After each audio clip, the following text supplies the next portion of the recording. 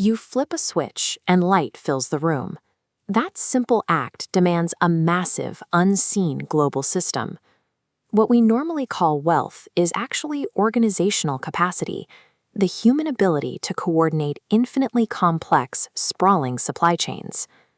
Imagine a scenario where that capacity simply evaporates, and universal poverty swallows the entire planet. What does that actually look like? It doesn't look like a Hollywood apocalypse. There are no incoming asteroids or nuclear shockwaves. This decay is quiet and insidious, leaving the physical Earth completely untouched.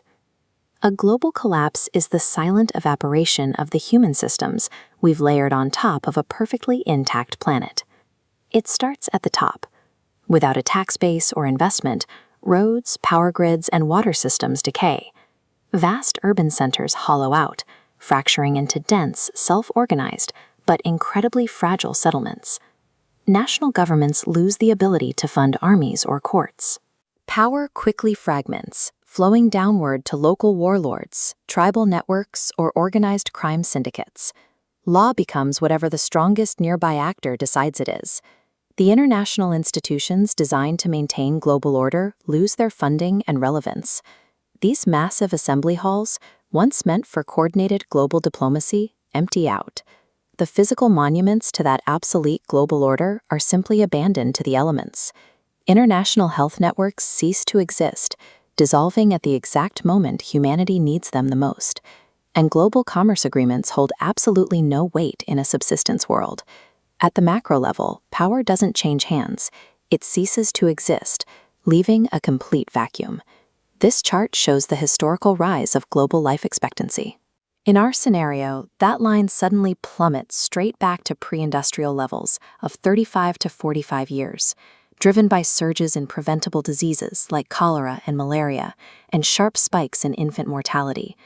Hospitals, where they manage to stay open, operate mostly as basic triage tents. Formal education becomes a luxury no family can afford. When survival requires every pair of hands, child labor returns as a strict economic necessity. Literacy rates fall across generations. Scientific progress stalls, then reverses. Human cultural production doesn't stop, but it shrinks entirely to oral, hyperlocal storytelling. Universal poverty strips away generational progress, trapping humanity in a localized, perpetual present. That contraction forces trust to shrink inward. The extended family and the clan become the absolute only reliable safety net. Because survival in a scarce environment is zero-sum, everyone outside that circle is an automatic threat. The result is constant, low-level friction and violent competition over water, food, and arable land. Historically and inevitably, this type of tribal subsistence economy places the heaviest, most grueling physical burden directly on women and girls. This constant state of survival exerts a physical toll. Chronic scarcity forces the brain into triage, consuming the mental bandwidth required for complex planning. When every neural resource is dedicated to finding the next meal, the brain's entire architecture orients toward the next 12 hours. This cognitive narrowing results in the total destruction of human hope and imagination. Pulling back to look at the Earth reveals a cruel irony. The resources to save everyone are still right there.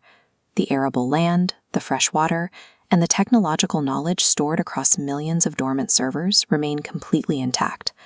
A poverty-dominated planet wouldn't suffer from absolute material scarcity.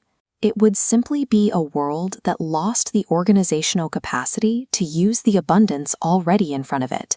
That is what makes this scenario a tragedy.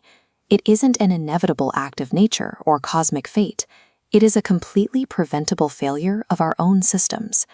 True poverty is the literal disintegration of human cooperation.